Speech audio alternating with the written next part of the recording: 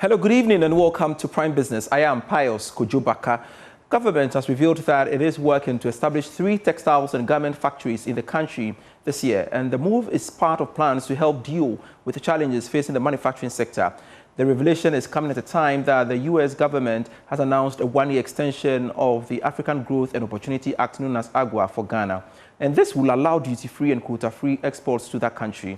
Let's bring in the views of some industry players in the sector. And joining us via Zoom to do that is the Greater Accra Regional Chairman of the Association of Ghana Industries, Chena Mapelu. Thank you so much, sir, for making time to join us here on Prime Business. And from the industry's perspective, how will this initiative impact the local textile industry with respect to job creation, skills development, etc.? Thank you. Good evening to your cherished listeners, and thank you for having me. Yeah, so we've received the news regarding the planned establishment of some textile factories, and this is a welcoming news. As industry, we are always happy to see more factories being built, and so that we can create the needed jobs and be able to export, and especially also because now that AGWA has been extended, it's a great news to really take advantage of it and to continue to export. So to that extent, it is a really welcoming news. At this stage, we are just interested to have further particulars about this initiative. Would it be entirely government initiative, or it will be joint venture with private sector, or be entirely private sector? So those information, we believe over time, we will receive those information. But it's important to mention that most of our textiles factories are already struggling. We have the Volta Star, we have the Japan Textile, Akosombo, printers, all of them, they are struggling. Yes, they are still in business, but they are struggling. Our hope and our prayer is that these businesses also receive support so that they can be cushioned up, and they can retool their factory and make sure that we have new machinery to be able to produce and expand. The good thing about the textile sector is that it has a lot of opportunities and capabilities. In fact, our textile products are highly demanded across the world. And even though AGWA is not only for textiles, but our textile products seems to be doing well under the AGWA. And so we really want the government to consider to support all of these factories that are struggling and to ensure that they can receive the needed support. And at this stage, it's also important to mention that over the years, I think for the past 5 years, we've enjoyed 0 VAT rate on the textiles manufacturers, and that has been extremely beneficial to them. What it means is that they don't pay VAT when they are bringing raw materials, etc., and so on, and it's only deferred until later time that they pay. And that intervention, I mean, the previous government started it, and then the current government is continuing it. It's a very beautiful thing to see. I'm glad the planned establishment of these factories come to you as a great relief. But really, how positioned is AGI, for example, to leverage this initiative when government hits the ground running? When they are ready, AGI is always ready. Look, our biggest thing is to make sure that we are able to have more factories in order to export. We really need to increase our exports. So we are ready. That's why I asked the question that we are yet to receive full information about how they want this to happen. And we're happy to partner them in any way to make sure that this happens, but also to encourage them to support the already existing factories that we have. And we believe that if then the factories that are already there are retooled, we will have them to give a lot more employment to our people. So yes, we are ready when they are ready, and we're happy to support government to have these factories built. It is important we sustain these factories, but what measures do you think must be put in place to ensure the factory's sustainability and competitiveness in the global market, considering the challenges faced by Ghana's textile industry in the past? So the key things in all of this, especially to be able to produce for export market, are standards and quality standards. Because the standards required in the Canadian and the US market is very high. we need to make sure that we take issues of standard very seriously and produce to meet this standard at all times. And then it's also about ownership and management. Our view is that there must always be a private participation. We believe that when AGI and our industrial leaders are allowed to be actively involved, we will see the best that comes from the private sector, especially to ensure continuity beyond governments and to ensure that private sector take full ownership of some of these initiatives. So yes, we'll be happy to have discussions around ensuring that private sector is at the center of all of these creation and new creation of factories in the country. Very well. Thank you so much. Chana Mapelu, Greater Accra Regional Chairman of the Association of Ghana Industries. Glad you could make time to join us here on Prime Business.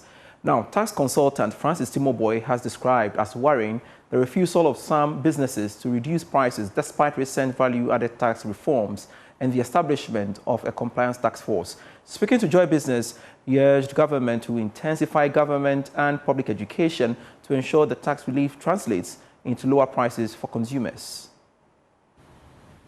I think it's a bit worrying because I have personally seen instances where businesses are still broadly leaving their prices of goods and services the same, even though the COVID-19 and other taxes have been scrapped. A few of them we see price reduction. So in effect, consumers are not going to get this government, initiatives to, cushion or reduce the cost of goods and services for consumers. It's going back to, people's pockets or business pockets. Some have not actually amended their prices. Some have also done so. But I think that if businesses do not change their prices and make sure that price gets reduced and maybe raise other concerns like the other input cost, which has gone up, then that is going to be a concern. You and I are not going to have any benefit. It's rather going to benefit the businesses. Remember, right now, about 6%, which used to be cost, talk about COVID-19 levy and then the 5% levies. Now everything is coming back to business as input credit. They are going to take that from government as a credit or refund. And so instead of them reducing prices, if they are pocketing this, then it's a worry to you and I as consumers. I think governments will continue to appeal, and the task force is one of the major tools that we've seen. They can go around. Unfortunately, just about 26-member task force, they can't cover the whole Ghana. So we'll continue to educate people and see how consumers can benefit from this, and also GRA should do a targeted audit. Audit is one of the biggest compliance tools to ensure people comply. VAT relies on self-declaration. You are an agent to government, and so you collect and then go and account for it. So if we're able to deploy auditors to go and check some of these things, I believe that compliance will eventually pick up.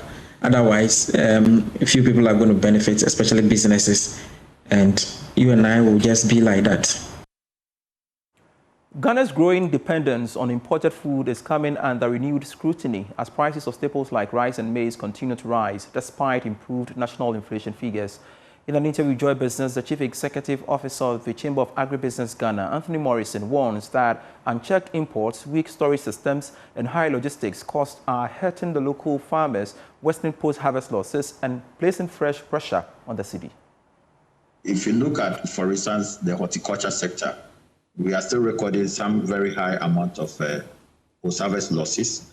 For instance, if you take fruit juice, where the issues of the sugar tax and all that are impacting on the purchasing power of the factories. So to a large extent, for instance, let's take rice. We are doing about 1.8 million metric tons in terms of our national annual consumption.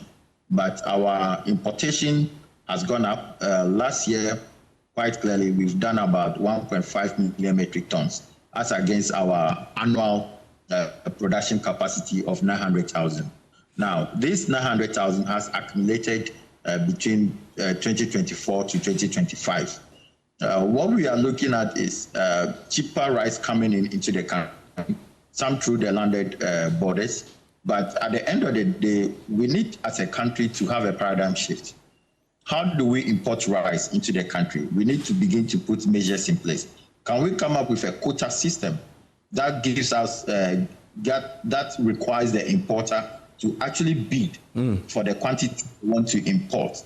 Then in that terms of reference, there must be a clearly stated reference that says that 10% or 20% of whatever you have bidded for must be procured locally from a rice mill, okay, which can also be traceable.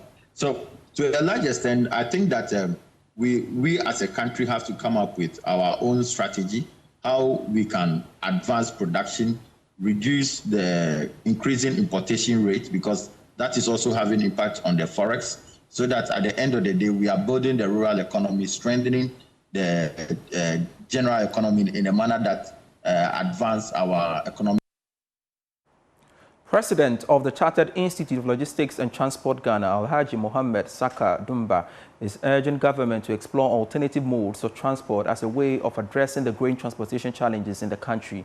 Speaking at the investiture of the Institute's 9th Governing Council, Alhaji Dumba said diversifying Ghana's transport systems is critical to improving efficiency and easing pressure on road networks. The Chartered Institute of Logistics and Transport Ghana held its investiture ceremony for its 9th Governing Council, marking a leadership transition at the professional body. Alhaji Mohammed Saka Dumba takes over the presidency from Engineer Makamuama. In an interview, President of the Institute, Alhaji Mohammed Saka Dumba, urged government to pursue alternative modes of transport to ease pressure on Ghana's road networks. We have to develop all modes. There's no trick in managing it.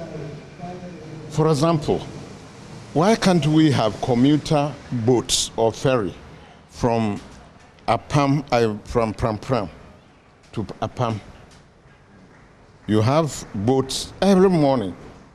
They will move, then people around working at Nongwa will drop, people working at the ministries will drop, and all that. And we are not going to construct any sea. The water is there. It's God that has given us. But if we say we will construct roads, if we say we are going to construct railway, the cost and the time, it's a long-term project.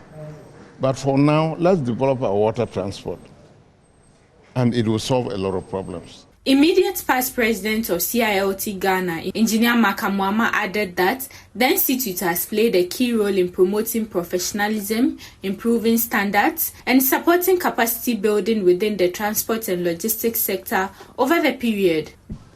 We successfully expanded our continuous professional development programs, our seminars, our public fora, and customized training for organizations within the logistics and transport sectors, and fostered deeper collaboration with the public and private organizations to ensure that professionals are up to speed with current knowledge and development within the logistics and transport sectors. The new leadership says it will prioritize advocacy, stakeholder engagement, and policy support to help reposition Ghana's transport system. The ceremony brought together industry players, members, professionals, and policy makers to discuss the future of transport and logistics in Ghana. President John Mahama has attributed Ghana's recent economic gains to deliberate efforts to process mineral resources locally than export them in their raw form. Addressing Zambia's National Assembly, he called on African leaders to prioritize domestic resource utilization to drive economic transformation. To achieve economic transformation, Africa must not be ashamed to leverage its comparative advantage in its natural resource endowment. Africa must exercise greater sovereignty over its natural resources if it is to create prosperity for its people. The era where we parceled out large-scale concessions to speculators who then turned around and flipped them for huge profits must end. We have the know-how, the technology and capital are available, and indigenous companies must be encouraged to participate in the extractive and mining sectors. We must support our indigenous private sector to capture the commanding heights of our economies. In Ghana, mining and the extractive sector play a significant role in our economy. And much like Zambia and other African countries, we are the source of critical minerals like gold, bauxite, and manganese. And yet very little value is added to these minerals locally. My country is changing that narrative. Ghana established the Gold Board in April last year to take control of and regulate our gold exports. The Gold Board was given sole authority to export gold out of Ghana. Since the establishment of the board, gold exports from the artisanal and small-scale mining sector have increased from 63 tons to 104 tons in 10 months. And the sweetest part of it is that this 104 tons have earned Ghana over $10 billion in forex inflows.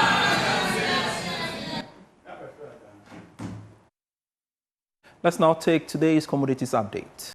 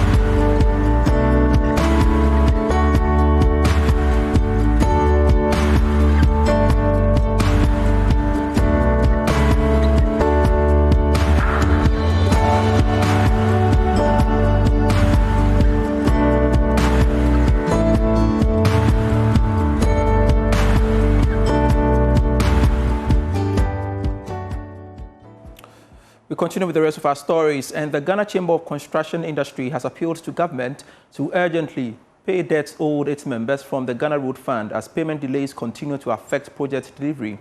Chairman of the Chamber, Nana Opare Kwafu I, made these remarks on the sidelines of the Chamber's handing over an inauguration ceremony here in Accra. The construction sector is projected to grow by 7.6% in 2025 and 6.9% in 2026, driven by a rebound in public infrastructure investment and sustained activity in the real estate market. Despite the positive projections, the sector has been weighed down by rising debt levels over the years, placing significant financial strain on contractors and investors. Chairman of the Ghana Chamber of Construction Industry, Nana Opare Kwafu I, says government must ensure all outstanding financial commitments are honored to guarantee timely and effective project execution. Somewhere in December 23rd, he instructed and payment was effected into the Ghana Road Fund account. I just want him to know today, over 1 month, 11 days, that money hasn't reached contractors. I repeat, we haven't received that money. I applaud the president for his swift intervention. As he quoted during that time, he says he wants contractors to go and spend at least Christmas. Christmas has come to pass, yet we haven't got that money. Mr. President, you have honored your part, but I'm sure somehow, somewhere, there is a standing block you have the powers, come in and see the release of that money to contractors. Meanwhile, Chief Executive Office of the Private Enterprise Federation, Nana Osei-Bonsu, highlighted the need to develop sustainable structures that promote affordable home ownership. The cost of housing in our neighborhood is exorbitant, very high. So majority of our citizenry cannot afford to buy a home or own a house. Is that fair? But we have a resource in this country that we can use to construct or do a lot of our construction, housing construction, that will cost less. They used to call it burning bricks. Porcelain and clay. And clay will turn into bricks. And bricks will turn into housing. And housing will become cheaper for our people too. The handing over and inauguration of the Ghana Chamber of Construction Industries Governing Council and standing committees ushered in new leadership for the 2025-2028 term. The new administration is expected to steer the affairs of the chamber while advancing fresh strategies to support the growth of Ghana's construction sector.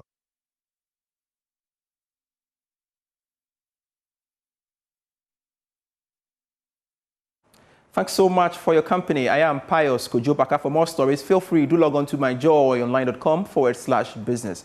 Always a delight serving you.